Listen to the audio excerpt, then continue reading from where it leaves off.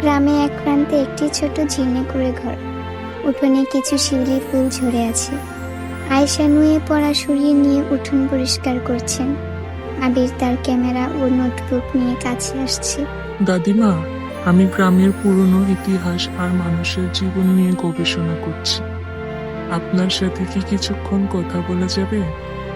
বসো বাবা, এই ভাঙা ঘরে দেখানোর মতো কিছুই নেই। তবু যদি কিছু শুনতে চাও বলতে পারি। জীবন তো একটা গল্পই, ভাঙা ভাঙা। আবির দাওয়ায় বসে। আয়েশা তার ভেতরে গিয়ে একটি পুরনো কাঠের বাক্স নিয়ে আসেন। এই দেখো, আমার সারা জীবনের সম্পদ।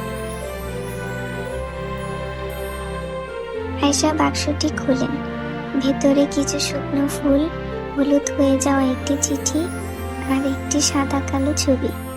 ছবিতে এক তরুণী আর এক যুবক হাসি মুখে দাঁড়িয়ে আছে।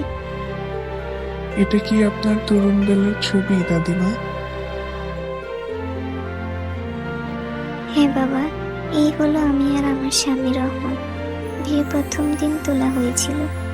এই শুকনো ফুলগুলো তার দেওয়া, আমাদের প্রথম বর্ষার প্রথম ফুল। চিঠিটা তার দেওয়া যুদ্ধে যাওয়ার আগে। সে আর ফিরে আসেনি।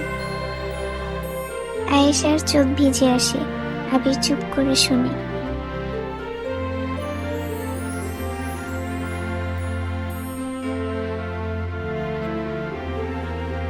এত বছর হয়ে গেল, আপনার কি কষ্ট হয় না দাদিমা? কষ্ট কষ্ট তো থাকেই বাবা, কিন্তু গ্রাম আমাদের শিখিয়েছে কষ্টের মধ্যেও বাঁচতে হয়। এই ফুলগুলো শুকিয়ে গেছে, কিন্তু এদের গন্ধ এখনো আমার মনে সতেজ। এই ছবিটা পুরনো হয়েছে, কিন্তু এই হাসিটা আমার মনে আজও উজ্জ্বল। মানুষ চলে যায়, কিন্তু ভালোবাসা থেকে যায়। আবিরের চোখে মুগ্ধতা। সে বুঝতে পারে এই সাধারণ জিনিসগুলোর পেছনে কত গভীর অনুভূতি লুকিয়ে আছে।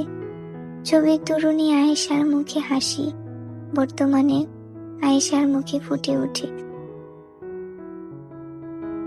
আয়েশা বাক্সটি আবার বন্ধ করেন। সূর্য ডুবছে, পশ্চিম আকাশে লাল আভা।